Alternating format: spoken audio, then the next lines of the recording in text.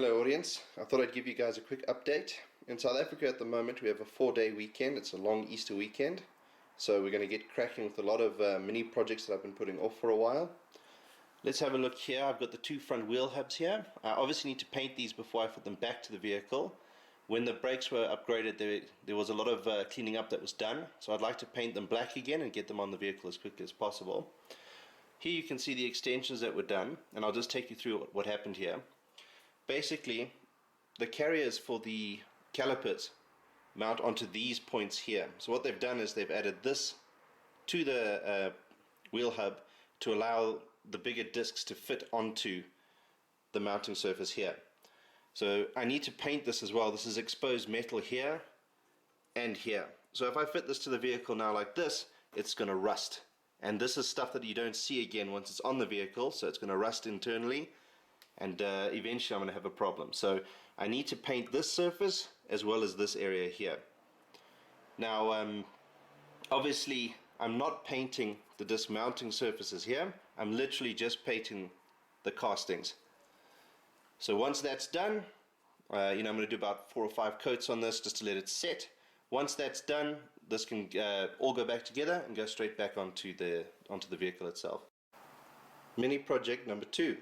Here we have the carriers and the calipers for the front disc brakes. Now, as you can see, these were also acid washed. So I was going to paint these either black or silver with a high heat engine enamel. I haven't decided on the color yet or if I'm going to paint them at all. Luckily, these can be left as is. So I'll have to make up my mind whether or not I'm going to do that. But if I'm going to do it, this is the time to do it because they're off the vehicle. Now, as you can see here, I've got some anti-rattle clips. So these fit onto the carriers to stop the pads rattling while you're driving.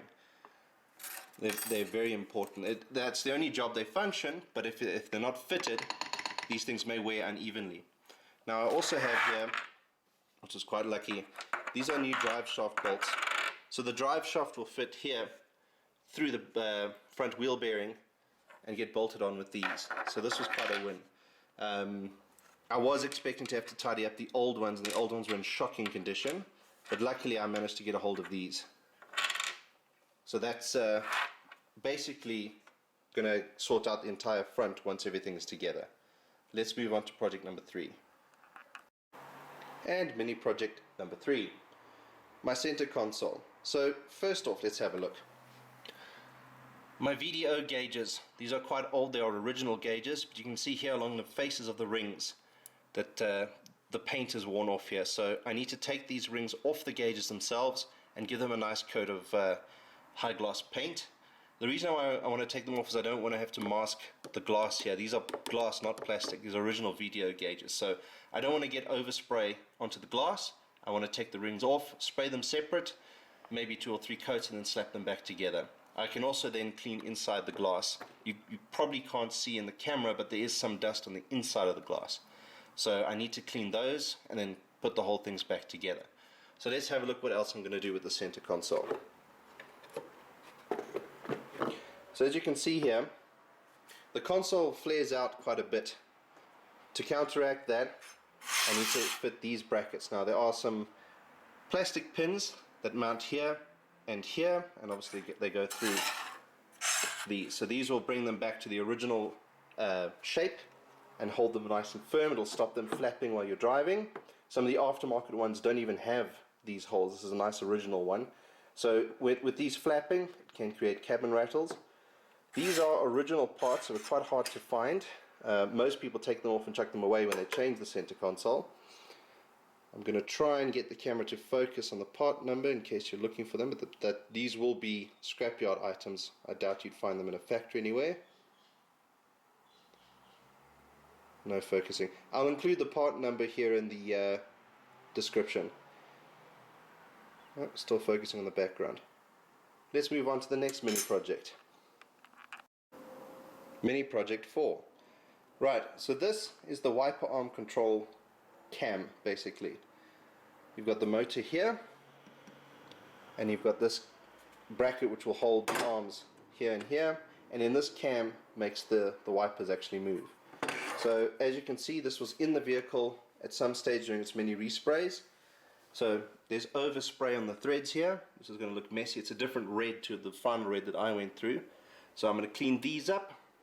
Now I'm having a hard time finding a good lithium based lubricant, so before I can take these mounting pins off and clean this up, I need to get I want to have the lubricant first. So basically all that's going to happen here, I've got some nice hammerite paint. I'm going to do the arms in silver, this mounting plated black again. You can see it was originally black, these were originally silver, and then at the back here there's quite a lot of dirt and grease. So all I'm going to do here is wipe this down, give it a good clean, maybe rewrap the wiring. Everything works, it was working fine on the vehicle itself. So I'm just going to tidy this up, make sure that everything is nice and clean, especially these contacts here for the plug that goes in there. And then basically that's done. I do need to borrow a mate's vise, but I'll show you here. This is where all the lubricant needs to go. These little ball joints here. So I need to make sure that it's properly lubricated, otherwise these exposed ball joints here will rust. So that's just a little bit of aesthetics. Unfortunately, you won't even see this when this is mounted back into the vehicle. This goes inside the rain tray, but the project wouldn't be complete if this was left in this condition. So that shouldn't take longer than about maybe an hour cleaning this up, spraying it. But it's an extra hour that you can put down to completion. Let's move on to the next mini project. And the final mini project for the long weekend. So what do we have here? Sort of Golf Life taillights, no problems, nice and clean, but the previous owner obviously had an issue with water filling these up. So what they've done is they've taken a soldering iron and they've melted holes, which I can only assume were to drain the water out. Now, he didn't do it flush against the body of the taillights, unfortunately. He did it here on the faces. So I need to sand this down with very fine sandpaper to get the ridges off here. And once that's done, once it's nice and smooth, I need to polish it to get rid of any sanding marks, because unfortunately, like I say, it's here on the face. And then I'll probably hot glue them closed again. Now, I don't know why he did that, because there are actually drain holes already. But you can see, you may not be able to see, there was quite a lot of water contamination in these lights. So that's the last one for this long weekend. I'm hoping to get this all done before Tuesday when we go back to work. And finally, a very important update for you guys. I get all new shocks on Tuesday when we're back at work. So I'm going to take these, I'm going to load them into my Cabrio now. I get the new shocks and the new top shock mounts and bearings and bum stops. So as soon as I have those from my supplier, I'm driving off to one of my suspension places.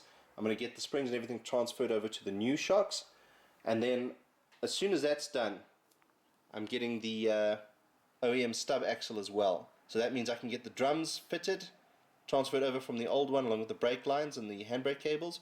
All that goes onto the new rear axle, and that can go back into the vehicle. Also, once the new shocks are installed and the new top shock mounts, those can go straight into the vehicle as well, which means that we can then speed along and get the vehicle back on her wheels. I'm hoping to have it back on her wheels by the end of next weekend. We'll see how much help I can get on that, but I'd like to get her back on her wheels so that the following weekend she gets towed back to the panel beater, and the panel beater can do his magic again and get the car looking 100%. There were a couple of paint issues that I picked up, now that I've had a chance to look up and down and underneath and all the rest of it. So I need to get that fixed before I can actually carry on with the project. So once she's back from the panel beater, that's when things should really get going. I need to do the soundproofing, I need to do the carpet, roof lining, all the electrics needs to go in. At the same time as the car is in the panel beater, I'm going to start cleaning up the engine, so I might do a video on that tomorrow, just so that you guys can have a look. But yeah, things should really get going once the vehicle is back from the panel beater. Hi guys, thanks so much for watching. If you want to see more and be kept up to date, please follow me on Twitter, Instagram, and subscribe to my channel. With your help, we can get this project complete and move on to the next one. Bye for now.